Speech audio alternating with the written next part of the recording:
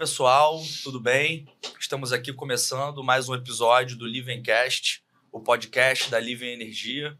Eu sou o Nilo Júnior e estou aqui hoje para a gente falar sobre estratégia, preço e regulação, né? Como o mercado de energia impacta negócios e as pessoas. E eu estou aqui com o nosso convidado especial, professor convidado da FGV, Marco Vilela, assessor regulatório da Agenersa e conselheiro de consumidores da Light. Marco Vilela, prazer, seja bem-vindo aí ao Livencast. Bom, Nilo, muito obrigado pelo convite, satisfação imensa estar aqui com vocês, Vinícius e Levi. É uma honra aqui a gente estar podendo debater um pouco sobre o mercado de energia elétrica e passar algum tipo de experiência e conhecimento para os nossos ouvintes.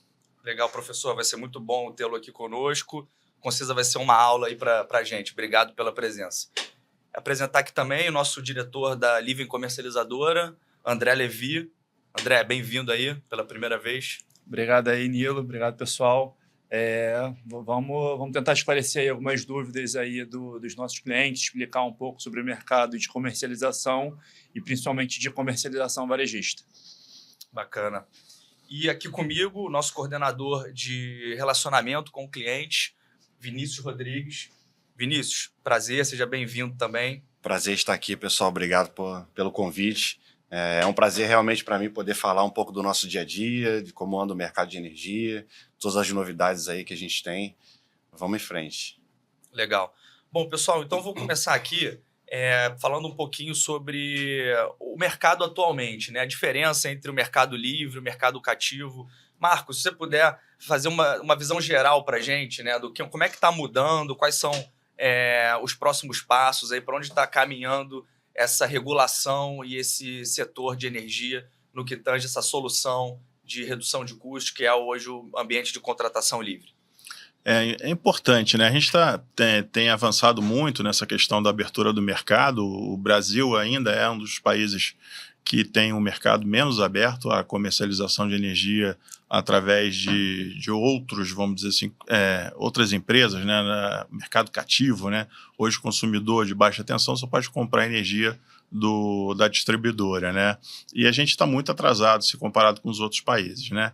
Então, essa abertura ela se deu ao longo dos últimos anos, né? A gente tinha uma abertura limitada aos clientes do Grupo A, ele foi ampliado, essa abertura, então todos os clientes do Grupo A poderão ir para o Mercado Livre, já podem ir para o Mercado Livre, e agora com a MP 1300, né, que versa sobre uma reestruturação do setor elétrico, um dos pontos abordados nessa medida provisória é a abertura do Mercado Livre para os consumidores de baixa tensão, né, que a gente denomina aí os consumidores do varejo, né, que são as residências, as pequenas indústrias e pequeno comércio, né, e é uma oportunidade muito grande de redução de custo, né, a gente ainda é muito cedo para prever qual seria o percentual da redução de custo, mas não resta dúvida que trará para esses consumidores uma redução de custo importante, essa possibilidade de ele comprar energia de quem ele quiser. Então, a gente vê com muito bons olhos, é preciso regulamentar ainda muita coisa.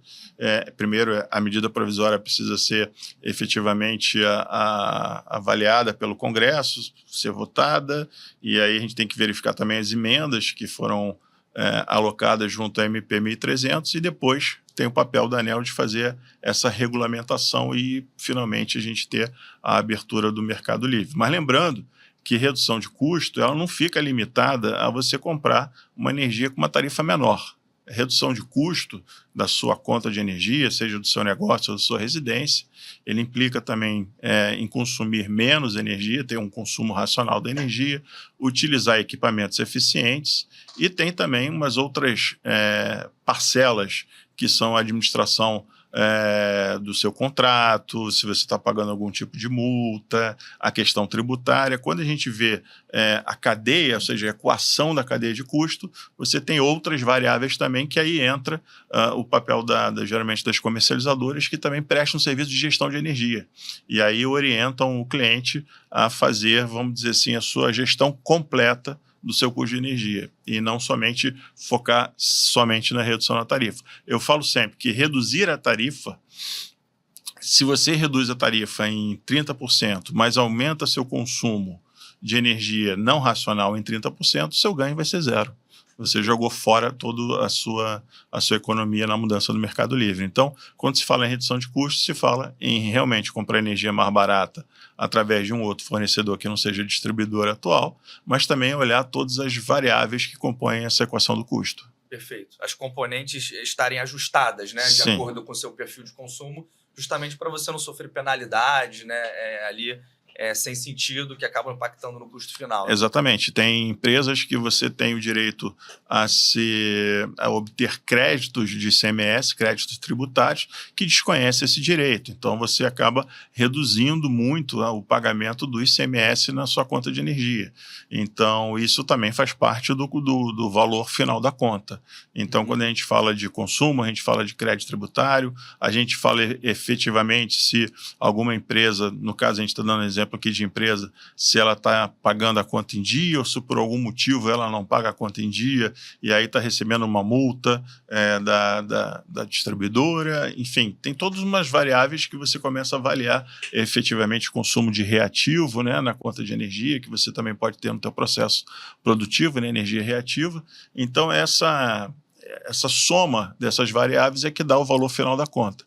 Então, o Mercado Livre é o principal alavanca de redução de custo, mas a gente sempre recomenda que se olhe na equação toda. Perfeito, perfeito, Marco. E só complementando o tema, como você vê a visão do consumidor final? Né? O consumidor ainda carece de muita informação nesse sentido, né, que a gente está conversando aqui, como o consumidor poderia ter mais voz ativa, né, e poderia conhecer mais essas mudanças regulatórias, e se o papel das agências reguladoras também vai um pouquinho nessa linha, nesse sentido. O consumidor, enfim, eu também costumo falar, quando eu estou lecionando, quando eu estou, enfim, atuando profissionalmente, eu consigo falar que o elétron, ele não tem cor diferente, ele não tem qualidade diferente. Então, o primeiro fator decisório de você comprar energia que não seja da distribuidora de uma outra empresa será o preço. Mas existe uma coisa que a gente trabalhou muito, quando eu tive uma passagem, eu fui diretor de uma empresa de telefonia, a gente fala muito no SVA, que é o Serviço de Valor Agregado. Ou seja, o que você pode agregar de valor àquela quantidade de energia que o consumidor efetivamente está comprando da sua comercializadora ou da sua geradora.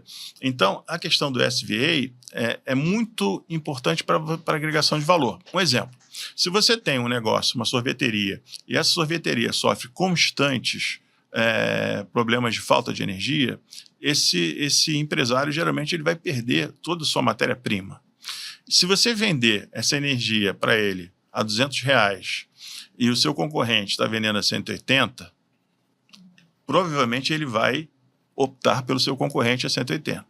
Mas se você falar que esse preço teu de R$200 o megawatt-hora está implícito um seguro para quando ele ficar sem energia você colocar um gerador para ele acima de 4 horas, ele provavelmente vai optar por pagar mais R$200, mais R$20 no megawatt-hora para você do que para o seu concorrente que não vai estar dando nenhum serviço de valor agregado. Perfeito. E o serviço de valor agregado pode ser também a gestão, para olhar aquelas outras variáveis que a gente falou, isso é muito importante. E o papel importante do consumidor é que ele cada vez mais, eu não gosto muito dessa palavra, mas ele vai estar cada vez mais empoderado. E uma outra coisa, um outro fator fundamental como serviço de valor agregado é a informação. Ou seja, você saber informar corretamente seu cliente para que ele tome a melhor decisão com relação à questão da compra de energia e do seu uso. Bacana, legal. André, se você puder entrar um pouquinho agora nessa parte da comercialização, né, a gente queria que você explicasse como que funciona na prática, né, uma comercializadora de energia, para quem está ouvindo a gente ainda não conhece muito bem o mercado. A comercializadora, no final das contas, ela é uma gerenciadora de risco, né? Ela pode especular, né? E ela também pode vender para o consumidor. Então, você tem ali você tem diversos tipos de comercializadoras que podem exercer uma ou mais dessas funções. Você tem a comercializadora que opera no mercado especulando, e ela trabalha nisso para suavizar os preços do mercado. Então, ela vê a meteorologia, vê o trabalho vê como é que está a carga da economia, e ela especula, né? E ela tenta trazer o preço dentro de uma certa expectativa e normalizar o mercado. Você tem também, como é o caso da Livem, uma comerciadora que é puramente varejista, né? Que ela gerencia o risco para o consumidor. Então, o consumidor ele quer ter um preço estável, né? Ele quer ter economia, mas ele quer ter um preço com previsibilidade. Então, ela compra energia de diversos comercializadores e geradores, suaviza, né? Entende o padrão de consumo desse consumidor e entrega o preço com uma previsibilidade maior. Né? Esse é o trabalho genérico da comercializadora. Administrar o risco do mercado para que, na ponta, o consumidor ou outras comercializadoras possam estar utilizando esse fator do preço como uma tomada de decisão. Perfeito. A gente tem algumas diferenças importantes ali, né? Que é a questão do elétron, né? A comercializadora ela vende, né? Ela fornece o elétron, enquanto a gestora ela faz o serviço, né? Ela vende a consultoria, ela assessora o cliente no momento da tomada de decisão, de se dá o preço ok ou se não está, esses outros ajustes que a gente comentou antes. E sobre a diferença da comercializadora atacadista para varejista, Vinícius, se você puder falar um pouquinho essa grande diferença, né? Quais os riscos que a varejista assume a mais, ela está plugada, né? O consumidor está plugado debaixo da varejista, enquanto o atacadista ele é totalmente independente, é mais ou menos isso? Isso, mais ou menos por aí. No mercado livre de energia hoje, né, você tem essas duas modalidades onde, na verdade, o objetivo é sempre facilitar o acesso, né, democratizar esse acesso à energia, à gestão da sua própria energia. Falando um pouco assim de maneira geral, hoje o consumidor ele vem aí com uma nova era onde o consumidor pode fazer a própria gestão dos seus custos com a energia. Assim como ele faz em casa, nas compras de supermercado ou nos canais de TV que ele assina, o Mercado Livre ele vem para abrir justamente essa oportunidade, você poder verificar quais custos você está tendo, quais os riscos e, naturalmente, qual a modalidade que você quer participar. E aí, voltando um pouco à sua pergunta, no mercado atacadista, naturalmente, você tem ali condições um pouco melhores para volumes maiores de energia. Grandes consumidores, grandes estabelecimentos entram a partir dessa modalidade e, naturalmente, tem uma gestão mais complexa. Verificam aí outras contrapartes do mercado, escolhem, né, os seus fornecedores, né, estão aí por dentro de todas as novidades, todas as notícias da economia do país, falando de política também.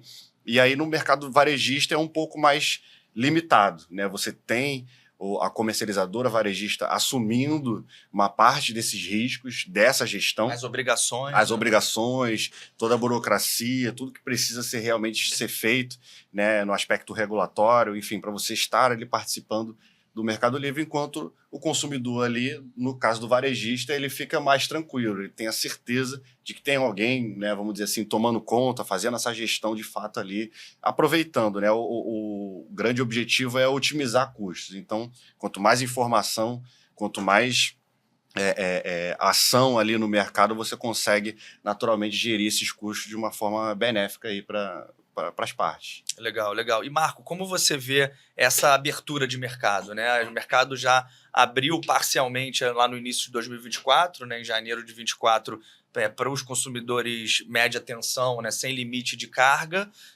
E agora existe um projeto de lei, né? Uma tendência para isso abrir para o consumidor baixa tensão, também residencial. Né? Como você está acompanhando e está vendo, sei que você também é bem ativo lá no Congresso, né? Faz assessoria parlamentar, como você está acompanhando aí essa abertura? Vai ter de fato um boom aí de varejistas? Tem algum número ali que você queira compartilhar, que possa compartilhar com a gente? Né? Quantos milhões de consumidores a gente espera que possam ser atendidos aí nesse mercado? A gente enxerga como... Enfim, como muito positiva essa abertura, né? Essa abertura ela já vem sendo discutida há vários anos no Congresso, e parece que agora não vai ser mais uma política de governo, vai virar uma política de Estado. Independente do governo que nós teremos a partir de 2026, acho que a abertura do mercado livre ela vai acontecer, anyway.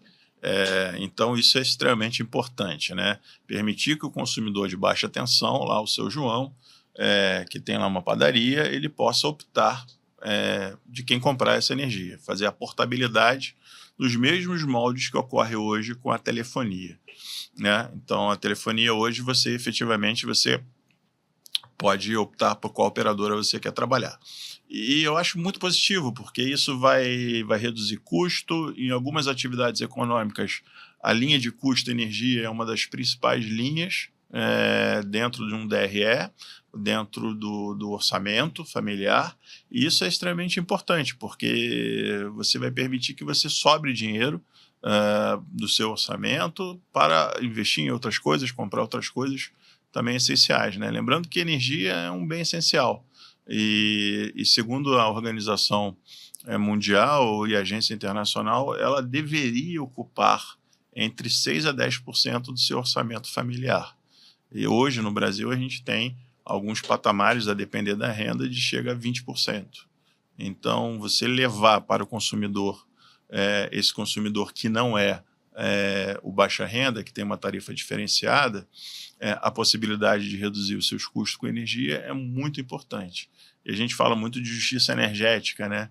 Justiça energética e pobreza energética não é só você ter o acesso. Você tem que ter o acesso a um preço justo e com uma qualidade adequada, né?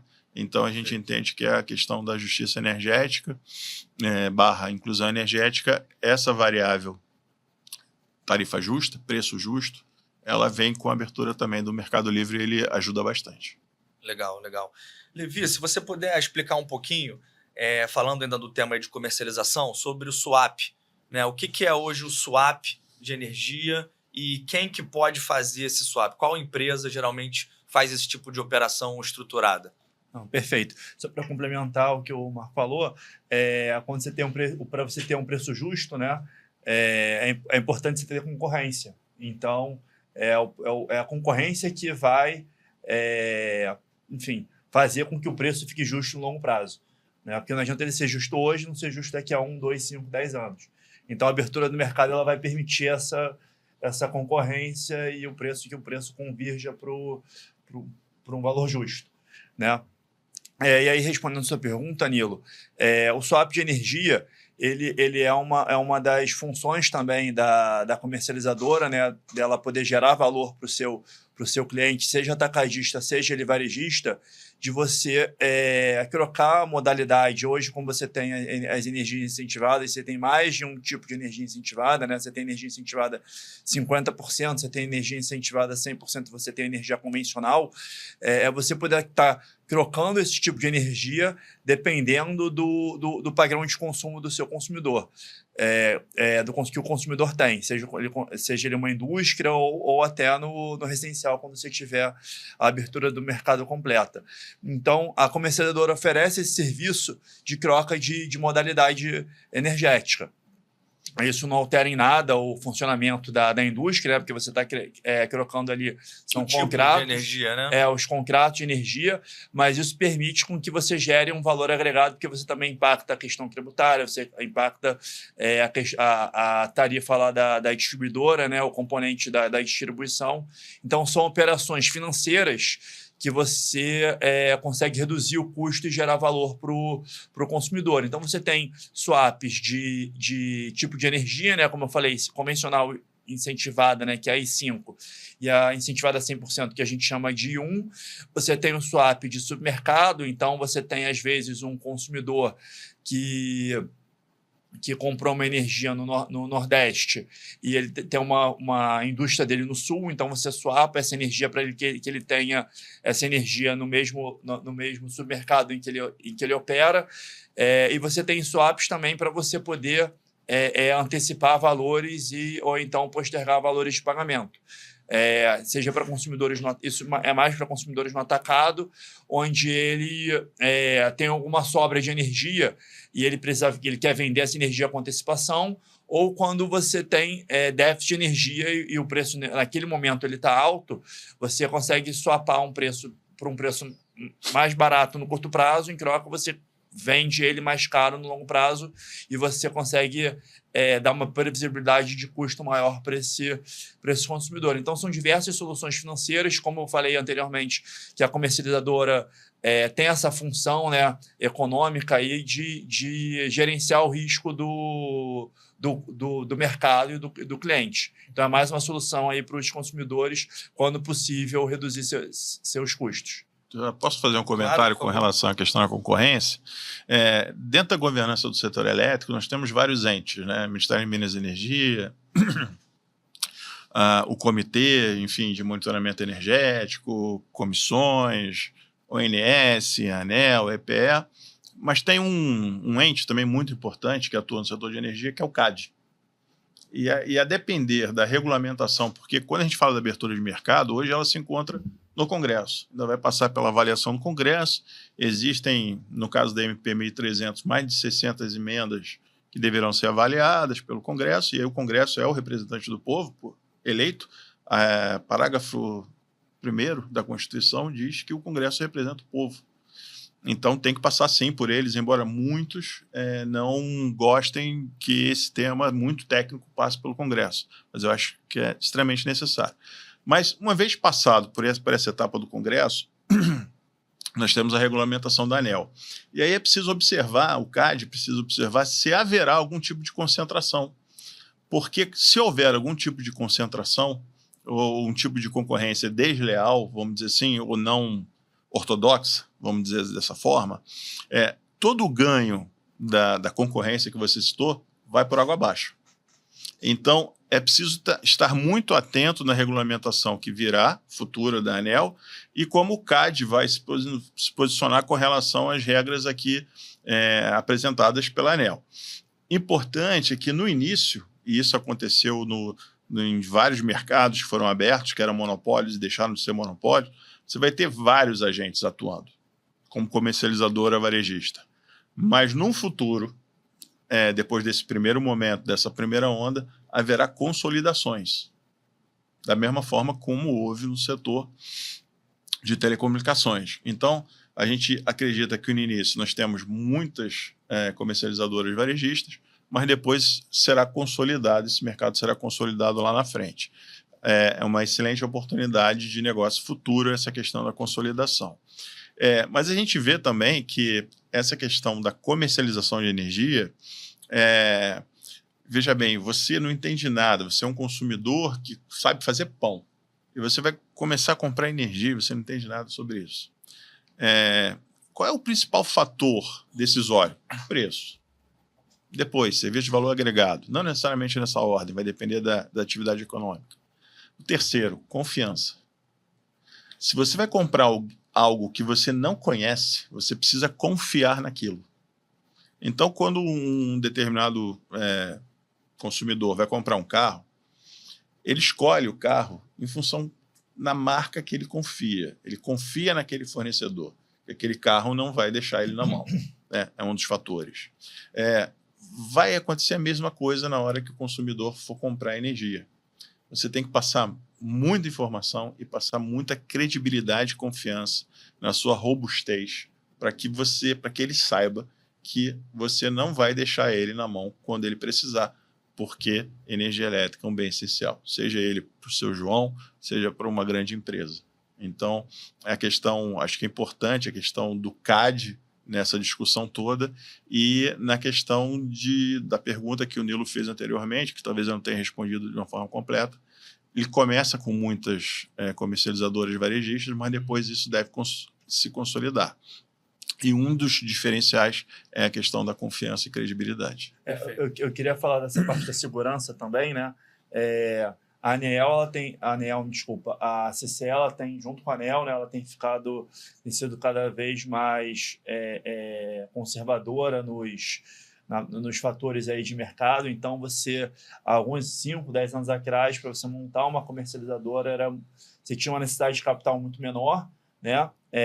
E aí isso para o varejo já está muito mais restritivo, que bom, né? Porque você consegue você só pode ser uma comercializadora varejista com determinado nível de capital, ou seja, você tem uma força ali para você aguentar solavancos do mercado, e você também tem a parte do fator de alavancagem, que hoje já está valendo na CCE, que é uma informação pública, né? E que isso também é um fator para gerar confiança no mercado, das contrapartes que você está comprando ou vendendo. Então, é importante você verificar e conhecer se a sua comercializadora, eu sei que essa parte é muito técnica, né? Mas faz parte também da gente poder divulgar isso. Se a sua comercializadora varejista ou mesmo atacadista, ela assume riscos demais ou não, né? Então, você começa a ter fatores, né, que podem ser divulgados e gerando conhecimento aí para a sociedade que são vetores para reduzir ali a desconfiança ou aumentar a confiança do consumidor para a sua comercializadora varejista. Recentemente, inclusive, a ANEEL publicou uma resolução que versa sobre isso, de como você avaliar a saúde financeira da sua comercializadora. Tem uma resolução já, e essa resolução é extremamente relevante, porque no passado não muito distante, a gente viu algumas comercializadoras com problemas e tudo mais. Então, essa questão da confiança, da solidez, é extremamente relevante também para você passar para o consumidor na hora da compra. É extremamente importante. Importante também aumentar a questão do capital social das comercializadoras varejistas, porque tem uma questão tributária que não está sendo discutida no âmbito da ANEEL nem do Congresso, porque é uma discussão que diz respeito aos estados, que é a questão do ICMS. Hoje, a distribuidora ela é responsável tributária, vamos dizer assim, substituta tributária pelo ICMS. Sim. Então, se um consumidor hoje deixa de pagar a fatura de energia elétrica da distribuidora, mesmo assim a distribuidora repassa o ICMS que não foi pago pelo consumidor para o Estado. No futuro do mercado varejista, quem será o substituto tributário? Pergunta número 1. Serão as comercializadoras? É uma pergunta. A gente, no estado do Rio de Janeiro, a gente tem o regime do DEVEC. Sim. Que quem emite a nota ou a arrecadação do ICMS é a distribuidora. Sim.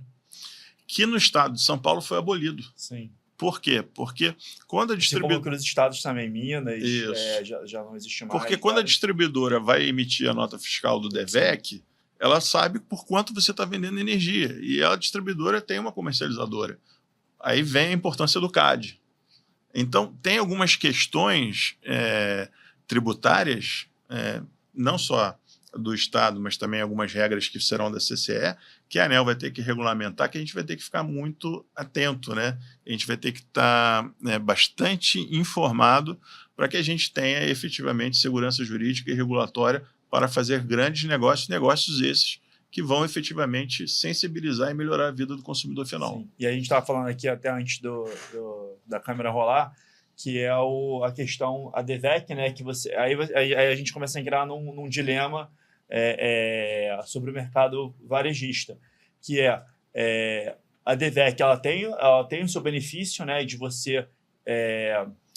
ela tem o benefício do Estado dele transformar a distribuidora no fiscal da Receita, né, para recolher esse imposto. E você, em alguns estados, não no Rio especificamente, você tem o benefício da distribuidora estar fazendo isso, e isso está numa conta separada, mas enviada pela mesma entidade, que seja a Enel, Light ou Energias aqui no Rio de Janeiro. Mas isso gera complexidade para o consumidor, né? Ele tem mais de uma conta. E isso daí, para o varejo, isso é muito complexo, porque quando você coloca isso do ICMS ser recolhido pela comercializadora, você beneficia o cliente, né? Mas você coloca em risco a arrecadação do Estado, porque você vai ter isso de forma descentralizada, né? Que, a meu ver, é positivo, mas para os fiscos estaduais isso é temerário, né? Então você tem esse dilema que, se você bota para a comercializadora pagar, ser o substituto, você facilita o consumidor, mas você prejudica a arrecadação, né? E aí, só que se você não facilitar para o consumidor, você não tem abertura, porque uma coisa é o consumidor final, na abertura varejista, ele ter uma conta, que seria o ideal, né? A gente paga hoje uma conta de telefone, a gente paga uma conta da Netflix, mas a gente, no Mercado Livre, ele vai ter que pagar mais de uma conta. Então, na geração de valor, isso atrapalha. Isso você não está gerando valor para o cliente, ele pagando mais de uma conta. Isso já torna para o consumidor final um pouco mais complexo. Então, a gente também tem que evoluir nisso para você ter a abertura. Não basta só você abrir o mercado, você tem que ter uma estrutura para você poder realmente ele ser palatável para o consumidor final. O consumidor, ele pode ter, na conta de energia, pode sair de uma conta para até 3. Sim. Ele pode ter uma conta de CMS, uma conta de efetivamente do fio, da distribuidora, que é o monopólio geográfico, e uma conta da energia de quem você está comprando, né? Então, essa mudança, essa abertura do mercado, ela hoje está sendo discutida no Congresso, mas depois do Congresso tem regulamentação da ANEEL, discussão da questão dos estados tributários, regulamentação do CAD, né? Tudo isso tem que ser visto com muito critério, muito cuidado, para que algo que é muito positivo não torne algo totalmente inócuo ou algo que seja impeditivo do consumidor vir aderir no Mercado Livre. Então, é um desafio grande, né? Comercializadoras, geradores devem acompanhar muito essa questão regulatória para poder efetivamente planejar os próximos passos, né? Mas, sem sombra de dúvida, a abertura do mercado é um grande negócio. Eu, enquanto consumidor residencial, não vejo a hora de poder escolher o meu fornecedor de energia. Legal. Marco, você tocou numa palavra aí que é importante, aí, que é a confiança, né? Quando a gente não conhece um produto, uma solução, tudo que é novo traz algumas incertezas, né? E essa parte de você ter ali uma assessoria, ter uma gestora, talvez possa ser um diferencial para essas empresas que ainda não conhecem, né, que ainda vão aderir ao Mercado Livre. E a escolha do comercializador, ela passa por isso, né? O processo de escolha, né, o portfólio de comercializadoras, quem são os principais players, qual o perfil da comercializadora que você está contratando energia? É uma comercializadora mais alavancada, que especula mais, ou é uma comercializadora mais conservadora, né, com mais pé no chão, onde você não vai ter menos riscos ali de ter um default no contrato, né? Então, eu queria aproveitar para você, Vinícius, comentar um pouquinho essa questão ali. A gente já falou do swap, né? O Levi falou do swap, sobre a energia incentivada, né, os descontos que essa energia dá. Eu queria que você falasse um pouquinho sobre o que é a RETUSD, né? O ressarcimento TUSD. Vai um pouquinho de encontro nessa confiança, no perfil da comercializadora e no desconto que ela entrega ali na demanda e no fio, né? Sim, com certeza. A RETUSD é uma espécie de ressarcimento que o consumidor tem direito, né?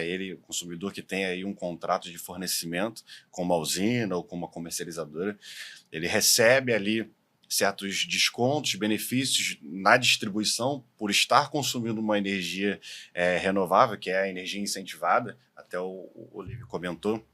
Então você tem ali um percentual de desconto, e as usinas, quando elas entregam esse desconto, elas também recebem esse desconto, né? A energia que elas produzem se torna uma energia incentivada, e elas carregam, né? A energia carrega esse desconto até a ponta, até o consumidor. Só que quando ela chega lá, por certas vezes, ela tem degradações desse desconto, né? Você tem ali requisitos de injeção de potência, requisitos técnicos e, de maneira geral, também a própria compra e venda das comercializadoras, a escolha dos seus fornecedores traz ali um percentual de desconto que acaba se traduzindo na qualidade da energia, na qualidade do desconto que você recebe, né? A gente sabe que o elétron ali, ele é igual, ele não muda, não tem um melhor, outro menor, outro pior, mas você acaba, por estar consumindo uma energia renovável, uma energia limpa, você tem outros benefícios dentro do Mercado Livre. E aí a qualidade desses benefícios é medida ali em forma de percentual, e quando essa energia é entregue com esse percentual degradado, o consumidor tem direito a pedir esse ressarcimento, né? Isso já é previsto nos contratos, é um valor específico para você poder ali garantir e até, vamos dizer assim, fiscalizar, né? Você tem ali um fornecedor de energia, você está vendo ali o percentual que ele vem entregando da energia incentivada. Então, naturalmente, quanto mais próximo de 100%, melhor a qualidade daquela empresa, melhor a confiança, né, a estabilidade, enfim, daquele grupo econômico para você estar perpetuando ali o seu contrato de energia, enfim. Perfeito. E até queria comentar um pouco sobre risco, né, falando um pouco sobre risco e sobre a CCE, a Câmara de Comercialização de Energia Elétrica. A gente vem observando nos últimos anos ali realmente uma evolução na questão dos quesitos, na questão de todos os requisitos que as empresas precisam para estar ali no Mercado Livre, né? Então, em forma das regras de comercialização, dos procedimentos de comercialização, existe um apoio muito forte, né? A Câmara de Comercialização ela vem muito forte com essa questão da informação e do conhecimento, justamente para trazer isso para o consumidor final, na ponta.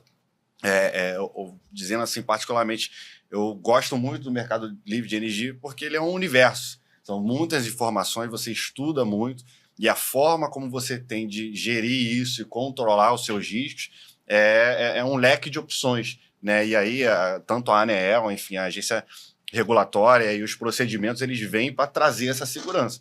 Quanto mais informação, mais seguro você está, né, daquele contrato ali que você está fechando. E a forma como você também clusteriza, né, a questão dos seus consumidores, né? Então vamos imaginar um mercado aberto, né? Então um cluster de consumidor que tem pouca informação e conhece praticamente nada sobre o mercado livre de energia, sobre energia. A decisão dele vai ser em cima do preço. Sim. Aí um consumidor, segundo cluster, um consumidor que tem um pouco mais de informação. Aí ele vai ver preço e serviço de valor agregado. Aí o terceiro elemento vai ser preço, serviço de valor agregado e gestão. E quanto maior vamos dizer assim, a conta de energia, você vai ter que ter uma abordagem diferente, né? Com relação a como você vai conquistar esse cliente, né? E um ponto importante que o Levi falou sobre a questão das contas, um dado relevante, que no mercado, um dos mercados mais evoluídos, no mercado de comercialização de energia, Mercado Livre, é o mercado inglês, né? Então, cerca de 60%, pode ser que eu esteja enganado no percentual, um pouquinho mais, um pouquinho menos, mas cerca de 60% dos consumidores que recebem uma conta de energia no mercado inglês, ele recebe junto a conta de gás e a conta de telefonia. É cobrado só numa mesma fatura todos esses serviços. Então, no futuro, a gente aqui citou, né, o risco de você ter 3 contas, mas eu acho que no futuro também haverá uma convergência, inclusive na questão dessa cobrança, até por tornar o processo muito mais simplificado.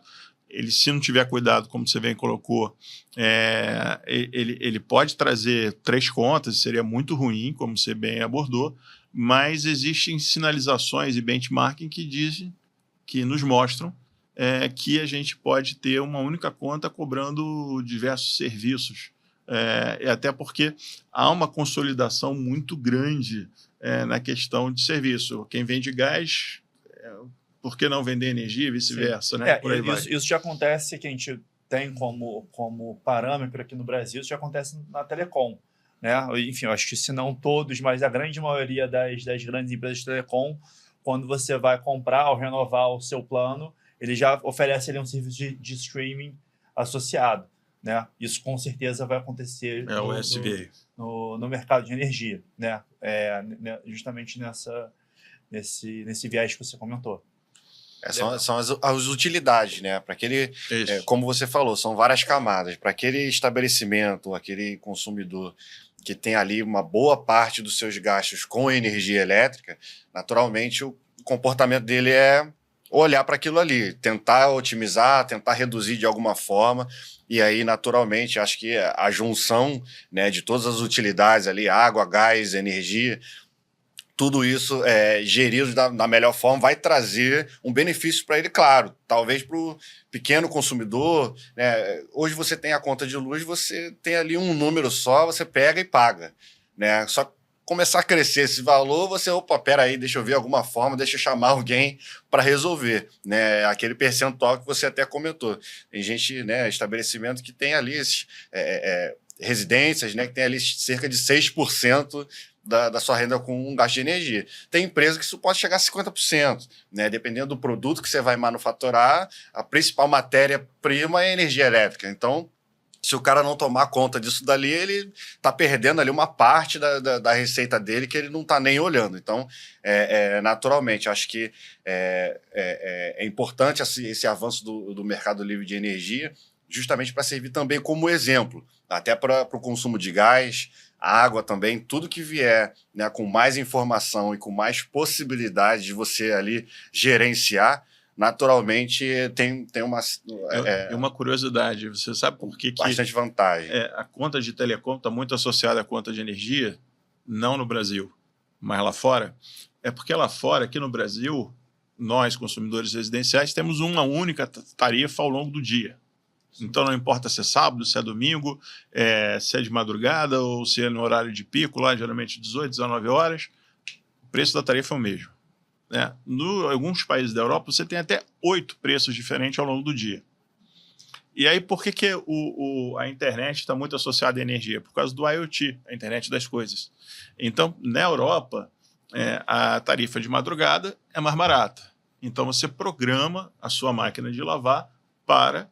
Sim. Você lavar sua roupa de madrugada, que você vai estar economizando, né, energia. O sistema todo economiza. Né? Exatamente. E aí você tem, volta a falar, no serviço de valor agregado.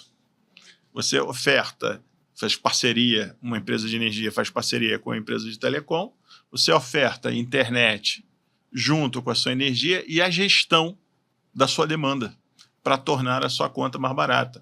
Foi a primeira fala que eu fiz. O custo de energia ele não está associado somente à tarifa. Tarifa é fundamental, preço é fundamental. Com equipamentos, mas com automação, como você né? gerencia a sua demanda, o seu consumo, é fundamental também. Aí o pessoal pode falar assim, pô, mas vai lavar 1h da manhã, uma máquina vai acordar meu vizinho todo. Só que a máquina de lavar lá de fora, se você ouvir, ela não faz ruído. Já não faz tanto barulho. É altamente silenciosa, porque é preparada para isso. Então, quando a gente fala de abertura de mercado, vai permitir isso, mas também tem uma segunda derivada, que é você ter tarifas horárias mais inteligentes, que também é algo que o setor está fazendo. Existem vários estudos, sandbox tarifários sendo coordenados pela ANEEL, que vai sinalizar tarifas horárias diferentes. Hoje a gente tem já a tarifa branca, mas muito pouco... Não pegou. Não pegou.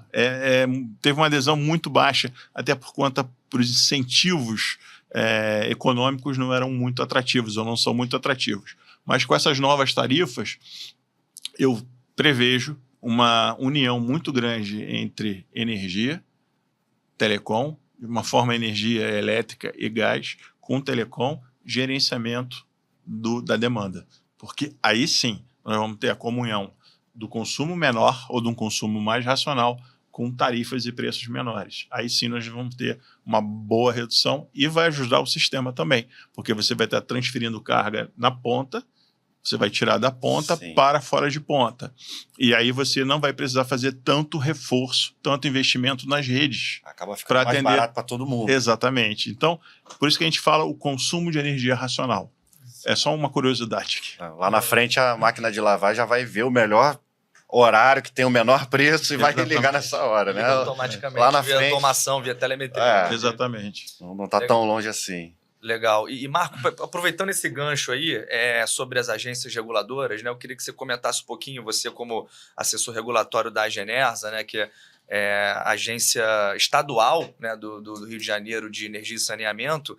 Eu queria que você contasse para a gente ali como que funciona, né, nos bastidores, o papel da agência, essas discussões, a regulamentação, a nível tanto nacional quanto nível estadual, né? Acho que ainda é muito desconhecido isso, o papel das agências e como o consumidor pode, enfim, ter um canal de comunicação para ele ter uma voz ativa ali, conseguir fazer os seus pleitos, uma visão geral ali de como funciona essa estrutura das agências. Tá. A agência estadual, no caso da Agenersa, ela regula a questão do gás e do saneamento. Então, vai ser meu próximo tema, tá? Da gente falar do mercado de gás. O mercado de gás e o saneamento ele é regulamentado pela Genersa. No caso da energia elétrica, é uma competência federal, ou seja, é regulamentado pela ANEEL. Mas como a ANEEL não tem uma estrutura que esteja em todos os estados, diferente da Anatel, a Anatel tem escritórios em cada estado. A ANEEL não. A ANEEL está lá em Brasília. E ela não tem essa estrutura para poder estar onde o serviço efetivamente é prestado, em todos os estados, em todos os municípios. Ela firma convênio com as agências estaduais. E esse convênio é um convênio que requer uma revisão regulatória, o que a ANEEL já está fazendo, para permitir um pouco mais de autonomia para as agências estaduais. Autonomia não só financeira, como também de empoderamento. Então, por exemplo, hoje o modelo prevê o seguinte: se a agência estadual que tem convênio com a ANEEL quiser fiscalizar a qualidade da prestação do serviço de uma determinada distribuidora, ela precisa ser autorizada pela ANEEL. E o que se pede é que essa autonomia seja dada. Ou seja, uma vez definidos os procedimentos fiscalizatórios, que você possa fazer a fiscalização quando necessário. Então, são discussões, tem argumentos muito positivos pelo lado da ANEEL, tem argumentos positivos pelo lado da agência estadual. Então, está se discutindo e é bom a democracia por causa disso, né? Você sentar e discutir, chegar no denominador comum. A gente acredita que a agência estadual vai ter um papel muito importante daqui para frente, principalmente com relação à questão da qualidade do fornecimento de energia. A tarifa vai continuar sendo definida pela ANEEL, porque a tarifa é uma questão muito complexa, mas tem N variáveis. E algumas variáveis são rateio por todos os estados, né? Alguns encargos e tudo mais. Então, o Estado definir a tarifa de energia elétrica não seria adequado. Tem que permanecer na ANEEL. Mas a qualidade da prestação de serviço pode sim ficar a cargo do Estado, porque é o Estado que sofre as consequências da má prestação. Então, se você tem uma tarifa alta, um ICMS elevado e uma qualidade ruim, você tem 3 fatores que inibem o crescimento econômico e social de um Estado. Então, é fundamental que a qualidade da prestação de serviço seja boa, para que você traga investimentos para o seu Estado. Nesse sentido, quando a gente fala de tarifa, com a abertura do mercado livre, a gente vai ter a queda da tarifa. A questão do ICMS vai ter uma reforma tributária, isso vai ser revisto. E com relação à questão da qualidade, com a maior participação das agências estaduais, a gente acredita que vai ter um ganho muito importante para o Rio de Janeiro, assim que a gente assinar o convênio com a ANEEL, que estamos em fase de negociação. Então, as agências estaduais, eu acho que, resumindo, é extremamente relevante como um fator decisório para a melhoria da qualidade do fornecimento de energia nos estados. Houve uma discussão muito grande enfim, eu não gosto desse termo, mas no problema do apagão que teve em São Paulo, de quem era a responsabilidade, se era da prefeitura, se era da agência estadual, se era da ANEEL, aí não importa, mas o que importa é que tenha, sim, um convênio, que o Estado seja um representante do órgão regulador aqui, que a gente consiga ouvir o consumidor e efetivamente atender as demandas do consumidor, trazer investimento com uma qualidade de fornecimento muito adequada e discutir sempre com municípios e com o governo federal, enfim, quais são as principais melhorias regulatórias que devem ser aplicadas. Então, acredito muito no equilíbrio. É preciso ouvir estados e municípios na hora de fazer a regulamentação. Hoje, a regulamentação, por mais que a ANEEL tente, e ela faz isso, e para mim a ANEEL é uma das principais agências, uma das melhores agências que nós temos. Ela abre uma consulta pública, ela faz uma tomada de subsídio para discutir um determinado tema. Mas você imagina uma tomada de subsídio para discutir uma regulamentação sobre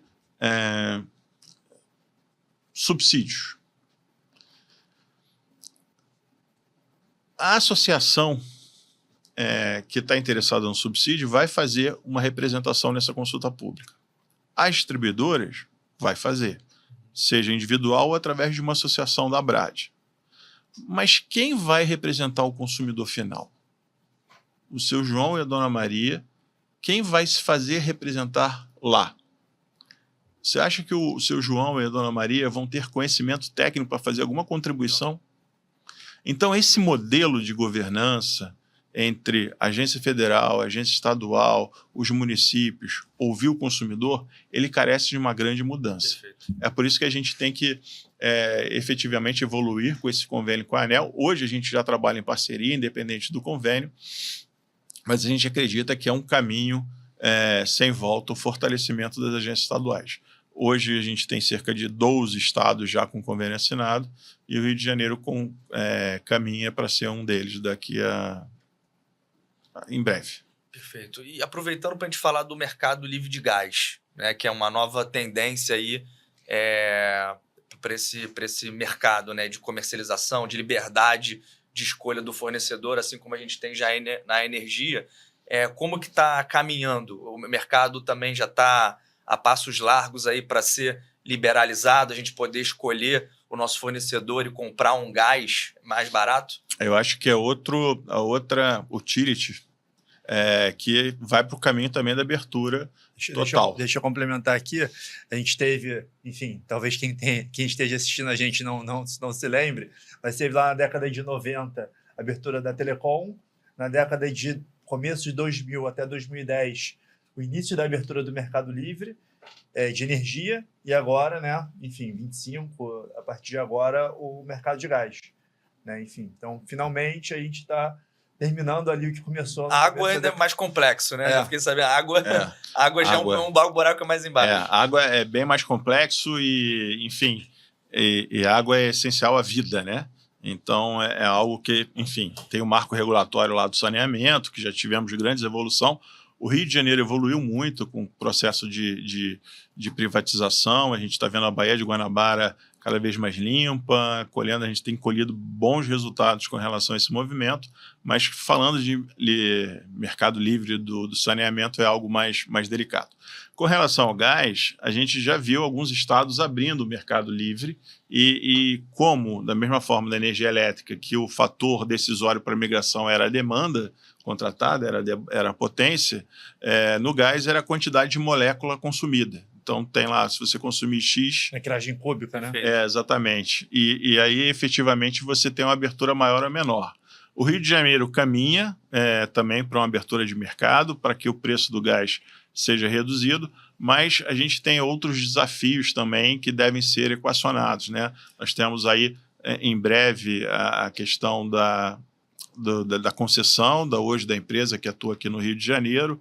Então, é preciso equacionar também essa questão da concessão e evoluir um pouco mais, mas o conselheiro Vladimir, que muito atua nesse mercado de gás, ele é uma pessoa ideal para falar sobre abertura de mercado, mas eu posso adiantar que sim, o Rio de Janeiro ele vai caminhar sim para uma abertura de mercado. O cronograma, efetivamente, acho que o Vladimir é a melhor pessoa, mas a gente vai ter sim um mercado de gás também liberado aqui no Rio de Janeiro.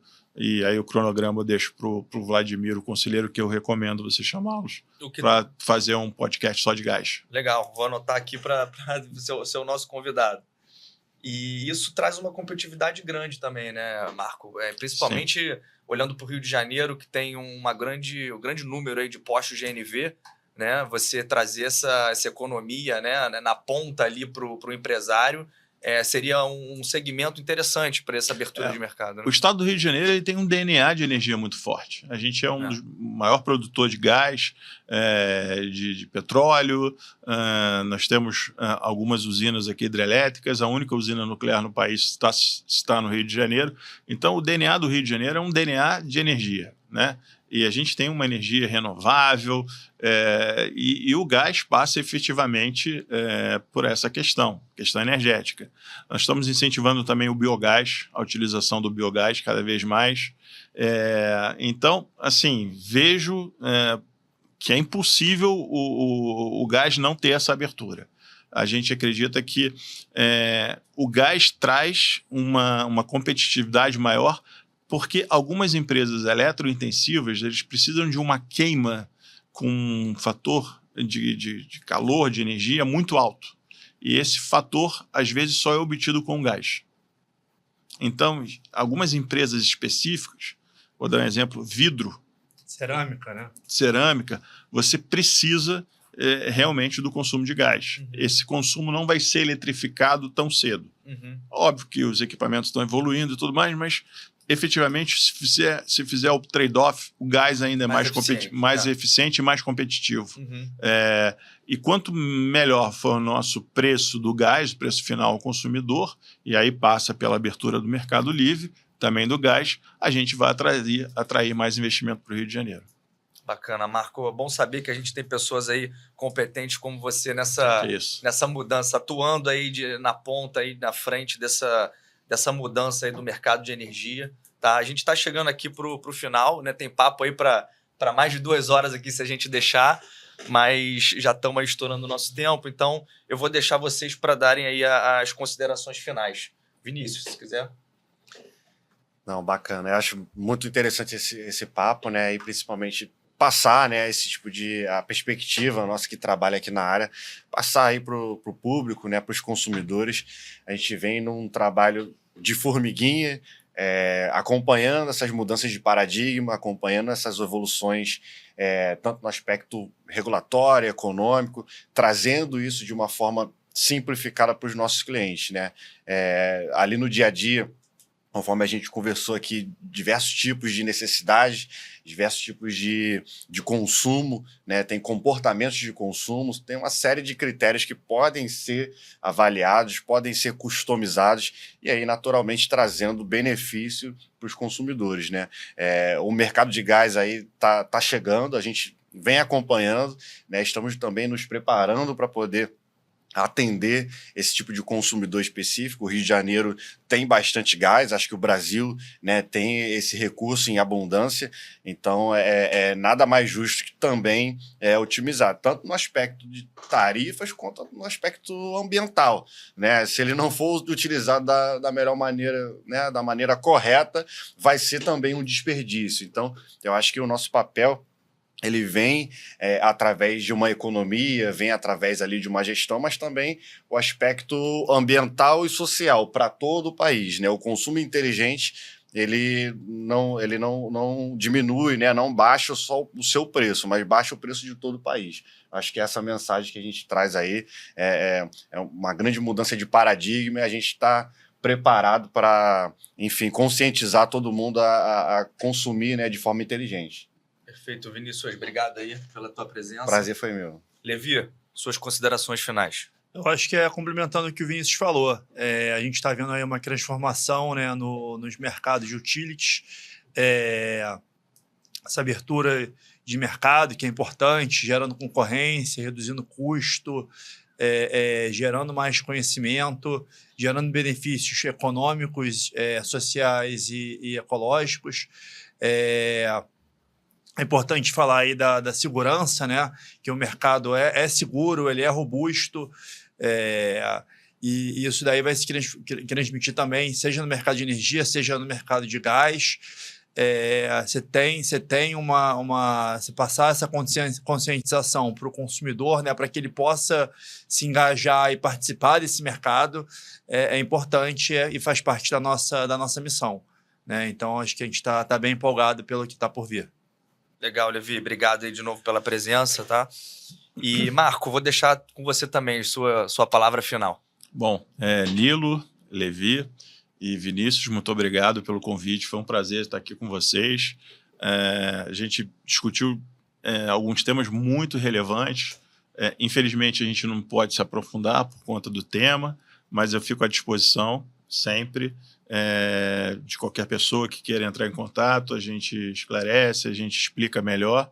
E parabéns, desejo muito sucesso para vocês. Tenho certeza que o Rio de Janeiro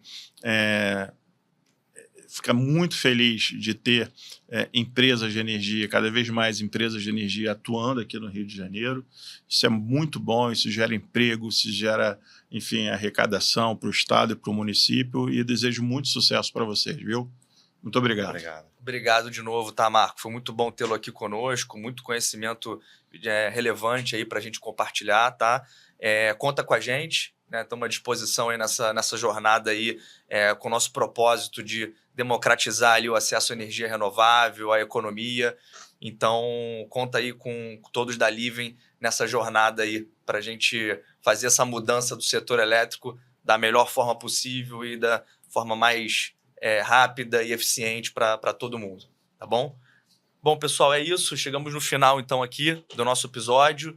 Obrigado aí para todos os telespectadores e ouvintes.